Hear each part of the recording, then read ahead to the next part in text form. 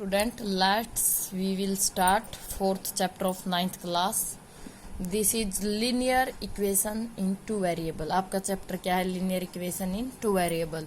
Question first is this: the cost of a notebook is twice the cost of a pen. एक notebook की cost है, pen से क्या है? Twice है. Write a linear equation in two variable to represent this statement. इस statement को linear equation in two variable में हमें क्या करना है? रिप्रेजेंट. यहाँ आपको गिवन है नोटबुक की जो कॉस्ट है आपको एक्स लेनी है एंड पेन की क्या लेनी है? Y. Here let the cost of notebook is equal to x and the cost of pen. जो पेन की कॉस्ट है वो हमने क्या ली है? y. Here we have given according to condition notebook is twice मतलब 2 टाइम. नोटबुक हमारी क्या है? x और ये क्या है? हमारी पेन की कॉस्ट. जो नोटबुक की कॉस्ट है वो इसका क्या है? 2 टाइम है. अगर मैं पेन की कॉस्ट को 2 से मल्टीप्लाई कर दूं तो बोथ कॉस्ट क्या हो जाएंगी? इक्वल. तो x इज इक्वल टू क्या आ गया? 2y. Is that clear? Notebook की कॉस्ट क्या है? x, पेन की क्या है? y. तो नोटबुक 2 टाइम है तो हम पेन वाले को 2 से मल्टीप्लाई कर देंगे, दोनों कॉस्ट क्या हो जाएंगी? Equal. Now come to the your second sum. Express the following linear equation in the form of ax plus B Y plus C. ये हमारी लीनियर इक्वेशन है. लीनियर वो होती है जिसपे कोई पावर नहीं होती, जिसकी पावर 1 होती है. And indicate the value of A B C in each case. हर केस में हमें क्या निकालनी है? ए बी सी की वैल्यू फाइंड करनी है. In the second sum we have given some equations. Express each equation in the linear equation in the form. इन सभी इक्वेशन को हम इस फॉर्म में लेकर आएंगे और ए बी सी कॉन्स्टेंट की वैल्यू फाइंड करेंगे. इसमें देखिए क्या है? एक्स वाले टर्म, वाई वाले टर्म प्लस में कॉन्स्टेंट और is equal to right hand side पे 0 रखना है. सिमिलरली यहाँ पे देखिए ये 2x प्लस में 3y, उसको इधर ले आइए माइनस का 9.35 इज इक्वल टू 0. फिर आप लिखोगे कंपेयरिंग दिस विद दिस. आपको ये लिखना है comparing this equation with this. तो यहाँ पे देखिए a की वैल्यू x का कोफिशिएंट है, a की वैल्यू क्या हो जाएगी? 2. b जो y का कोफिशिएंट है विच इज 3 एंड c जो हमारे कांस्टेंट टर्म है माइनस 9.35. सिमिलरली नाउ हियर यहाँ पे देखिए ऑलरेडी ये बनी बनाई है x वाली टर्म, y वाली, और यहीं पे राइट हैंड पे क्या है? 0. क्या है? ये इसी फॉर्म में है तो यहाँ से क्या होगी? a की वैल्यू. अगर x के आगे कोई कोफिशिएंट नहीं होता तो हम वहां पे क्या लिखते हैं? 1. a की वैल्यू 1, b की वैल्यू, y का कोफिशिएंट क्या है भाई? -1/5. क्योंकि मैं इसको ऐसे लिख सकती हूँ -1/5 मल्टीप्लाई में y. तो y का कोफिशिएंट यहाँ पे क्या है? -1/5 एंड c की वैल्यू क्या है? -10. फोर्थ पार्ट, थर्ड आप अपने आप ट्राई करोगे. फोर्थ में क्या? x is equal to 3y.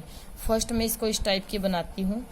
तो यहाँ पे देखिए x 3y को इधर लेके आई नेगेटिव और कांस्टेंट टर्म नहीं है तो उसकी जगह पे हम 0 लिख लेते हैं is equal to 0. x minus 3y plus में कांस्टेंट विदाउट एक्स वाई वाली टर्म नहीं है, वहां पे मैं 0 लिख लेती हूँ. राइट हैंड पे क्या रह गया? 3y इधर आ गया 0. Now compare it with this equation. जो मैं इंग्लिश की वर्डिंग बोल रही हूँ आपको राइट करनी है साथ में. Compare this equation with this. तो a की वैल्यू x का कोफिशिएंट 1, b की वैल्यू y का कोफिशिएंट -3 और c जो हमारा कांस्टेंट टर्म है ही नहीं तो 0. Now come to the it's sixth part. यहाँ पे देखिए यहाँ पे x वाली टर्म है, कांस्टेंट है, y वाली टर्म नहीं है तो मैं इसको लिखती हूँ 3x प्लस में y वाली नहीं है तो मैं 0 इंटू में y. इंटू का मतलब होता है भाई मल्टीप्लाई और प्लस में 2 इज इक्वल टू 0. मैं इसको ऐसे राइट कर सकती हूँ क्योंकि y वाली टर्म नहीं है, मैं उसे 0 के मल्टीप्लाई में y लिख सकती हूँ क्योंकि ये 0 ही बनना है. Now compare it with this equation.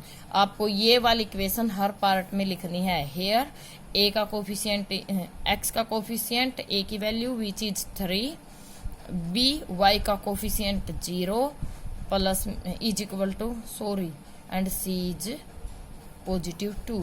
Similarly 7th part में देखिए यहाँ पे x वाली टर्म नहीं है तो मैं उसको लिख सकती हूँ 0 इंटू में x।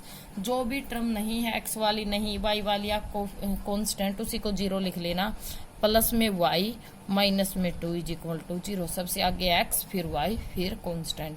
हेयर a की वैल्यू 0 जो x का कोफिशिएंट है, b y का कोफिशिएंट 1 एंड c -2 जिसका कोई कोफिशिएंट नहीं होता वहां पे हम क्या लिखते हैं 1। हेयर देखिए फिर 8th पार्ट सिमिलरली यहाँ पे 2x को मैं उधर है देखो 2x ओके, तो यहाँ पे y वाली टर्म नहीं, प्लस में 0 इंटू में y, इस 5 को मैं इधर ले आई माइनस का 5 और यहाँ पे क्या रह गई लेफ्ट हैंड पे 0। तो आप यहाँ से भी सम निकाल सकते हो या इसको अच्छे से रिवराइट कर लीजिए, राइट साइड को लेफ्ट लिखिए और लेफ्ट साइड को राइट। बाकी आप यहाँ से भी निकाल सकते हैं 2x प्लस में 0.y माइनस में 5 इज इक्वल टू 0। जस्ट मैंने क्या किया है, इस टर्म को इधर लिखा है और उस टर्म को उधर लिखा है। a is 2, b is a2 b0 and c is -5। Dear student, maybe अगर आप इन टर्म्स को इधर लेके आते, मान लीजिए 2x को -2x होता, 5 पॉजिटिव हो जाता, y 0 ही आता, उस केस में a की वैल्यू -2 हो जाती, c क्या हो जाता पॉजिटिव। अगर पीछे आंसर ये नेगेटिव और ये पॉजिटिव है तो आंसर पे कोई इफेक्ट नहीं पड़ेगा, डिपेंड करता आप उसको लेफ्ट साइड लेके जाते हो या राइट साइड।